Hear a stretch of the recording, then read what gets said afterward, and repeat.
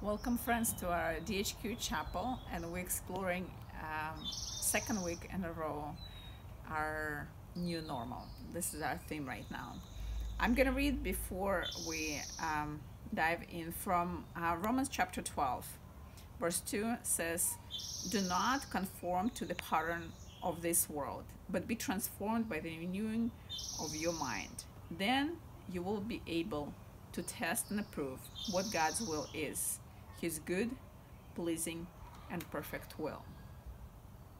When we think about new normal and we hear it again and again around that when we're going to go back to normal, and then we hear preachers and politicians and scientists saying that we probably won't. We probably already crossed the threshold. We're already in a new reality. And what we do have is to explore and to find out what would be our new normal.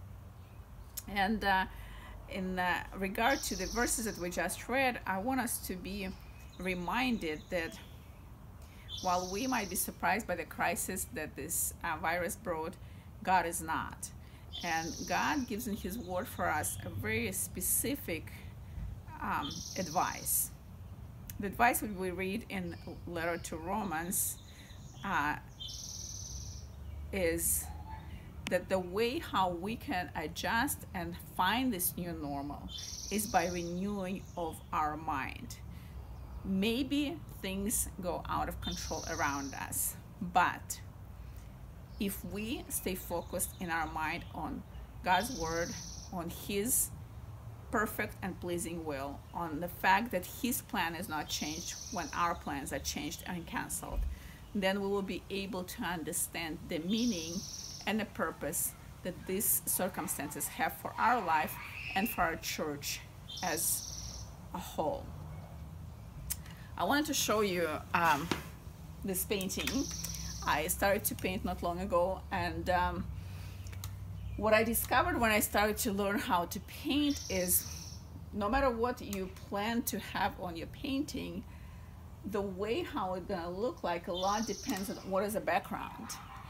And the more interesting is background is, the brighter and more vibrant would be what you have in a picture. And so today I'm going to be reading for you from the verses that you probably heard many times, but in the background of this crisis, on the background of the COVID-19 quarantine stay in shelter, it seems like these verses have a much bigger and brighter meaning than ever before. I'm reading from Psalm 90, verses 12, 13, and 14. Here's what it says. "Teach us to number our days carefully, so that we may develop wisdom in our hearts. Lord, how long?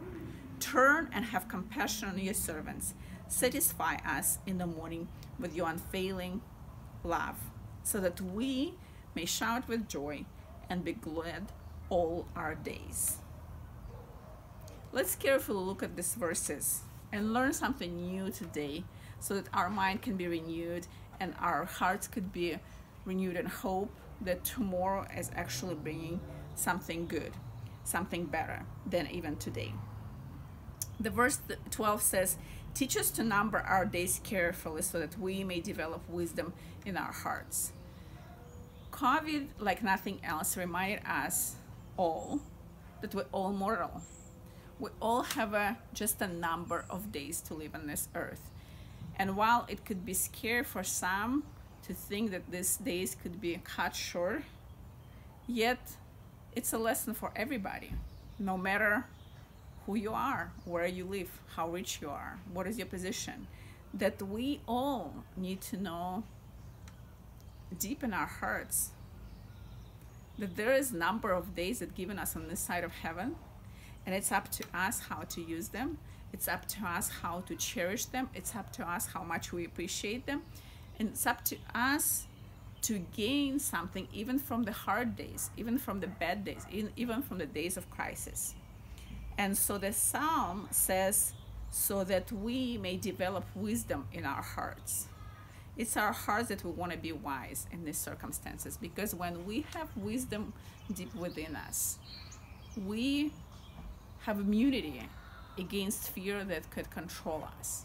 And when we have this immunity, we step out boldly and we serve boldly, we reach out to other people, and we don't run away from difficult circumstances. We realize that there, in every difficult circumstance, there's something priceless for each one of us to gain. And then how beautiful it is that even in this verse, in the middle of the Bible, you find this plea to God. Verse 13, Lord, how long? Turn and have compassion on your servants. That's again great reminder that even back in the day, people were suffering, people were struggling, and people didn't have answers on any even day how long it will last. So people would come to God and come and leave these questions with God. There's another lesson for us here. Sometimes we want answers, but the truth of the matter is sometimes we have to learn how to live with the questions. And this is a question we can live in prayer. Sometimes we give God a list of things that we think that he should do. But really, if we want to have a real relationship, sometimes we have to just live in question with God and wait.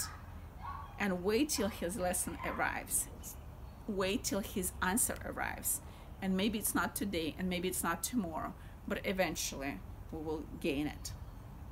And lastly, I like how beautiful it says. It really speaks to my soul. I must say to you that I've been in quarantine for about 5.5, almost 6 weeks with my children. I love my children, yet I have 4 of them in the same house. They all in different grades. They have all different attention span, and some days I must say it gets crazy in our house. And in those days, I just wish that I could be back in my office and back doing my old normal, you know. And yet, you know, this is not for me to decide how quickly or how it's gonna be. So what I do is I pray more, and I explain more to my children why we need to work together. And I'm glad that we have this guidance in the Bible of how to deal with things that drive us insane. And so when I read these particular verses the other morning, I was reminded that God has a purpose, and his purpose, according to this psalm, is to satisfy us with his unfailing love. If we wake up in the morning and go into the day and go into the difficulties or maybe mundane things like cooking and cleaning and taking care of our children, with this idea that even in the midst of all these mundane things, our hearts would be satisfied, we release a lot of energy within our hearts, within our minds, to concentrate on what God places in front of us. And then we are finding ourselves at the end of the day satisfied with his love, because his love is endless. And these days when we had to be, so to speak, enclosed in our own world, in the world that God created in us and we allowed him to create in us, we have this pause to examine and see what kind of world we're really living in, we as people. What is the world inside of us? And God says, I will satisfy you. And in this promise, in this particular verse says that you will shout with joy and be glad all your days. All your days. Not only on the days that you like, not only on days of celebration, but in the days of trial, on the days of unanswered questions, on the days of doubts, you will also have something to be joyful about. And this is my challenge for you and me for this coming week. Let's keep our eyes open, and not just physical eyes. I don't know how many of you had a chance to watch Italian opera singer Andrea Bocelli singing in front of the cathedral in Milan on Easter morning, Amazing Grace. And when he comes to the third time singing the chorus, he says, I once was blind, but now I see. And he smiles. This man, who was blind most of his life, he lost his eyesight when he was still in school, is able to sing it as a testimony that now, when his physical eyesight is not working, he actually sees what he couldn't see before. And this is a beautiful picture that you can actually see even today on YouTube. A reminder that really that's what we are to develop, our new eyesight of our heart, where we could see what God is doing, where He's leading us, and how He's going to satisfy the desire of our hearts. Let us remember that today and this coming week. Stay joyful, and may God satisfy the desires of your heart with His unfailing love. Amen.